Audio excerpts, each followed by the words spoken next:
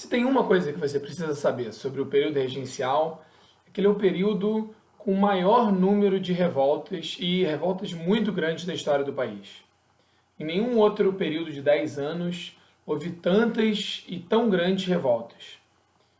E eu não estou falando daquelas revoltas logo após a abdicação que a gente conversou, que tinham a ver, sobretudo, com problemas no exército, diferenças entre brasileiros e portugueses no exército, diferenças essas que levaram a uma série de revoltas, algumas com adesão popular, outras não. Mas eu não estou falando disso, estou falando de outras muito mais importantes e muito mais significativas do que essas. E a grande questão é por que nesse período? Por que tudo isso aconteceu nesse momento? Para responder, então, estou de volta aqui ao meu escritório, gravando esse vídeo para a gente tentar entender o motivo para isso. E entender não é fácil, até porque a gente tinha conversado que o parlamento, no meio da regência, em 1834, tinha aprovado uma série de mudanças que ficaram conhecidas como nome de ato adicional, porque eram adições à Constituição. Eles preferiram não trocar a Constituição, mas fazer emendas à Constituição, e essas emendas, de uma maneira geral, concediam mais poder às províncias, ou seja, eram mudanças que, olhando no todo, havia algumas exceções, mas olhando no todo, ela empurrava o Brasil para um certo federalismo. O que significa isso? Empurrava o Brasil para um caminho mais parecido com o dos Estados Unidos, onde os estados têm muito poder, têm muita autonomia, decidem muita coisa sobre si. No Brasil não era assim, né? Por conta do poder moderador, o Dom Pedro I controlava tudo. Quando ele vai embora, o parlamento decide fazer uma série de emendas que ficaram conhecidas então como ato adicional e que deram mais poder às províncias, que era justamente o que elas queriam desde a independência. A grande briga dos poderes locais era sempre por mais autonomia, por mais poder, por menos interferência do governo central. E o ato adicional fazia isso de mil maneiras, né? Uma delas, por exemplo, mudando o esquema da regência. Não eram mais os 3 regentes que tinham sido escolhidos no início, agora apenas um e eleito pelos cidadãos. Portanto, eleito pelas pessoas de todo o país, cidadãos de todo o país. Portanto, as províncias interferiam diretamente na escolha desse regente que era trocado de tempos em tempos. Mas o principal não era esse. O principal, como a gente viu, eram as assembleias provinciais.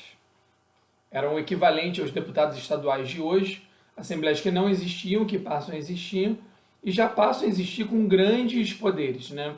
Podendo criar cargos públicos, gerir o dinheiro público, criar impostos, cuidava da educação, uma série de possibilidades dessa Câmara que aumentava o poder das províncias.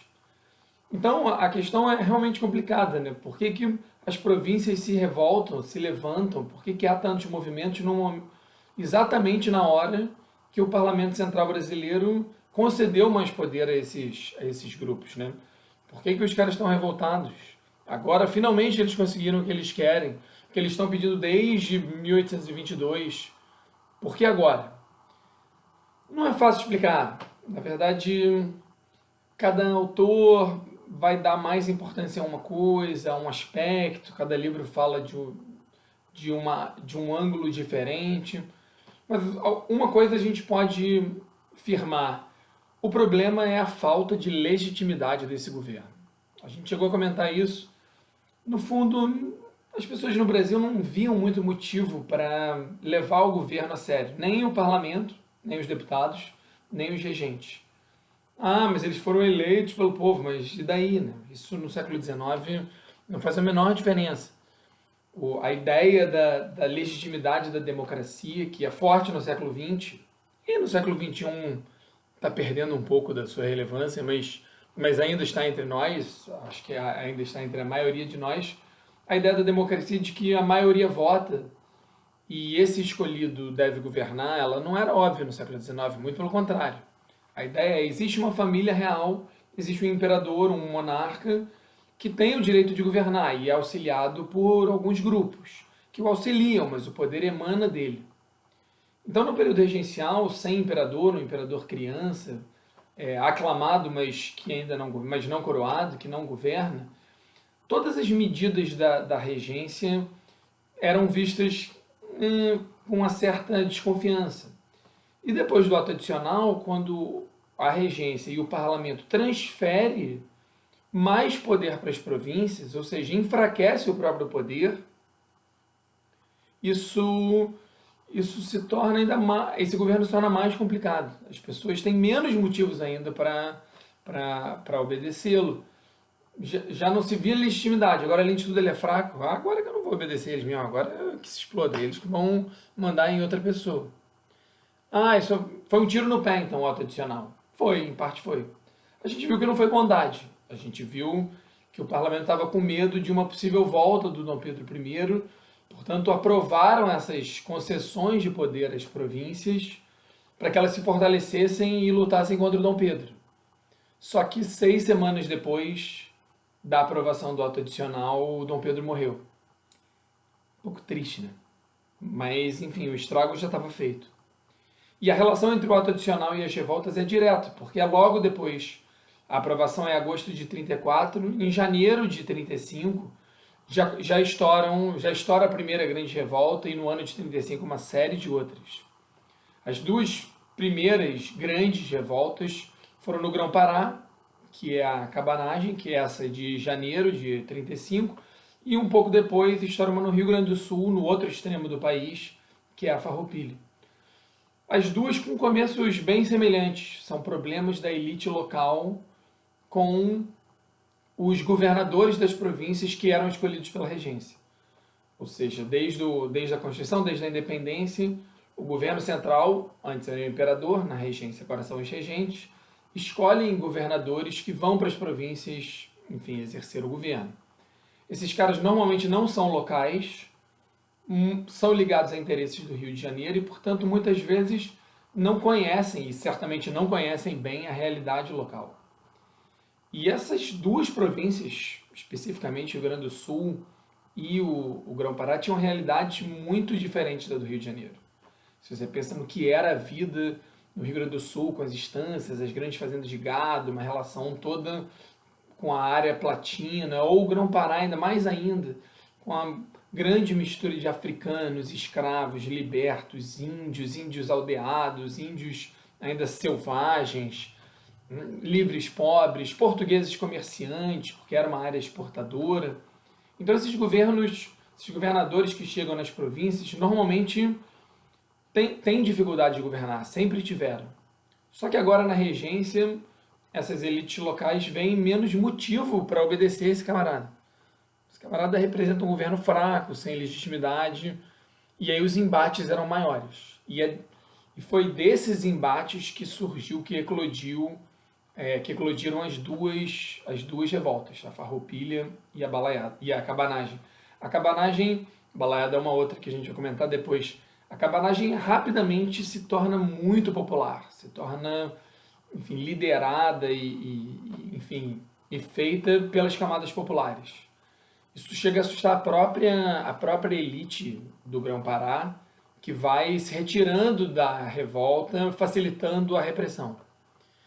No Sul, não. No Rio Grande do Sul, as elites se mantêm, elas ficam rachadas, uma parte fica do lado do governo, outra não, mas as camadas populares aderem à revolta de um lado ou de outro, mas sempre sob o comando da elite. Portanto, é até uma revolta mais difícil de reprimir, é mais complicado para o governo regencial usar de violência porque envolve as elites.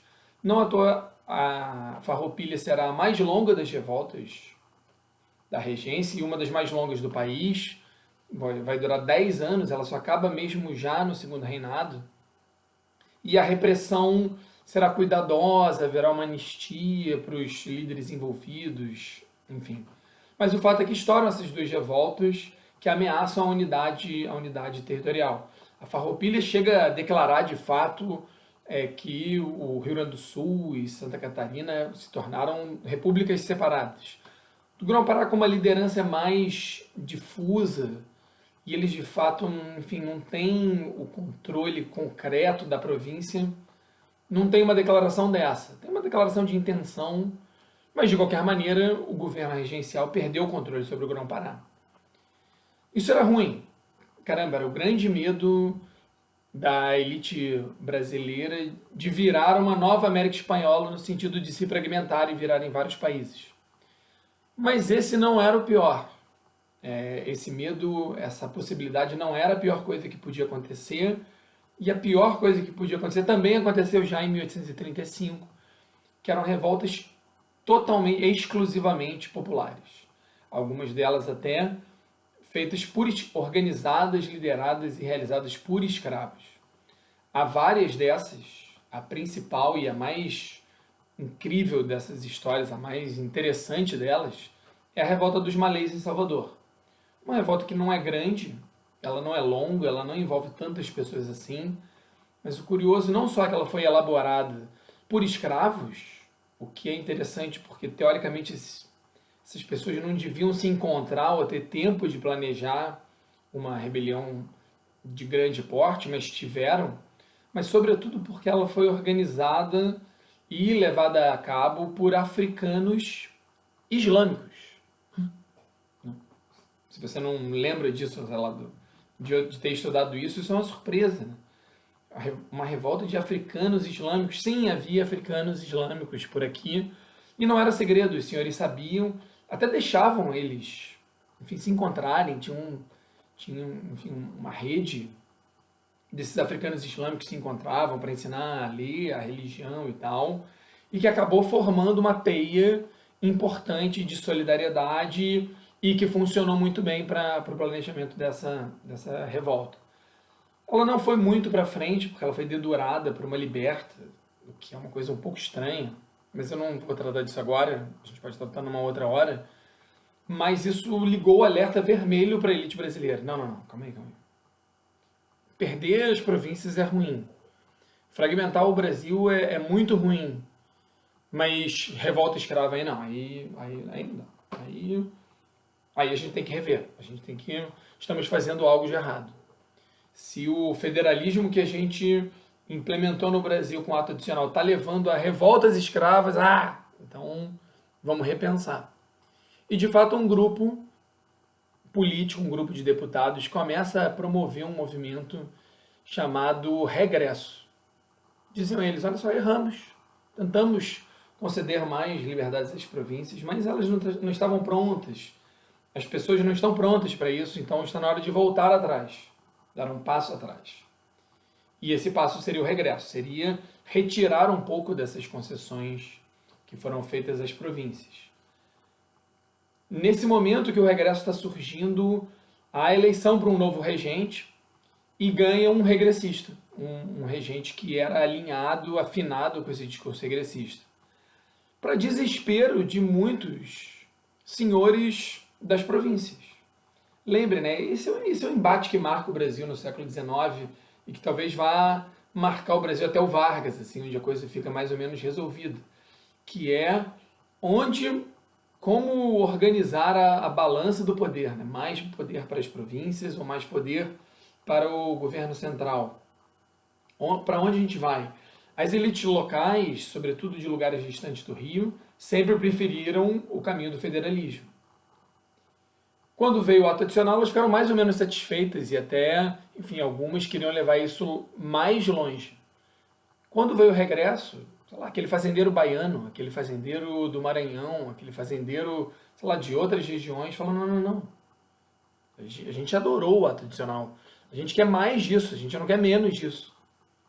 Então, quando é eleito um regente regressista, mais revoltas estouram. Uma em Salvador, enfim, já estamos em 38, uma lei tinha sido em 35, e como eu disse, ela não foi longa, porque ela foi dedurada, então rapidamente reprimida, mas em 38 estoura uma outra revolta em Salvador, uma revolta urbana, que envolveu pessoas de grupos sociais diferentes, alguns um pouco mais altos, pessoas cultas, outras pessoas mais baixas. Havia um problema com racismo, com discriminação por conta da cor, que é muito forte na Sabinada, e um outro no Maranhão, que também começa com a elite, com essa insatisfação da elite em perder o que tinha conseguido com o ato adicional, mas acaba também se transformando numa revolta popular como aconteceu lá na Cabanagem, nessa do Maranhão é a Balaiada e a de Salvador é a Sabinada.